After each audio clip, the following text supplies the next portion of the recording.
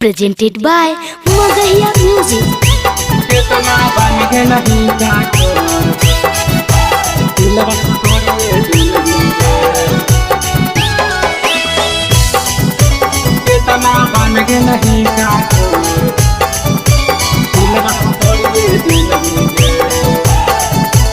Music by PM Bihari. पगला बना के हमरा छोड़िए दे नहीं गे पगला बना के हमरा छोड़िए दे नहीं गे हे गे छोड़िए दे नहीं गे कितना बन गे नहीं काठोर दिलवा तोड़िए दे नहीं गे कितना बन गे नहीं काठोर दिलवा तोड़िए दे नहीं गे कितना बन गे नहीं काठोर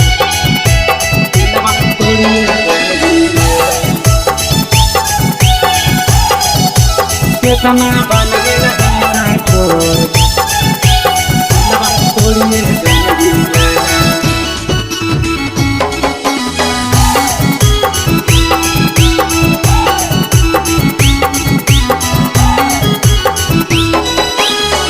यही से लगा चाहलिया करे लानी प्यार गे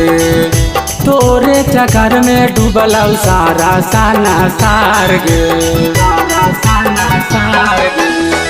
यही से लगा चाहलिया करे लानी प्यार गे तोरे चक्कर में डूबल सारा साना सार गे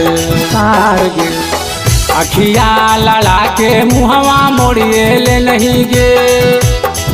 अखिया लड़ा के मुहवा मोड़िए ले नहीं गे हे गे मोड़िए ले नहीं गे कितना बन गे नहीं काठोर दिलवा तोड़िए दे नहीं गे कितना बन गे नहीं काठोर दिलवा तोड़िए दे नहीं गे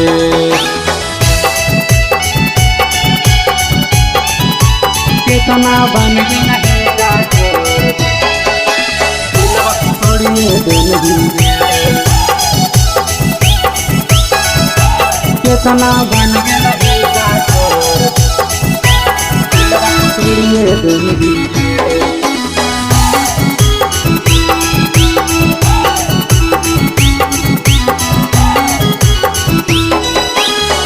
हमारा से सुथर कहाँ पागे ने भातार गे प्रेमा बिहारी से करी ले नहीं प्यार गे हमारा से सुथर कहाँ पागे ने भातार गे प्रेमा बिहारी से करी ले नहीं प्यार गे कबने करनवा सोनुआ के छोड़िए दे नहीं गे कबने कसुरवा सोनुआ के छोड़ दे नहीं गे मुहवा मोड़ ले नहीं गे कितना बन गे नहीं काठोर दिलवा तोड़ दे नहीं गे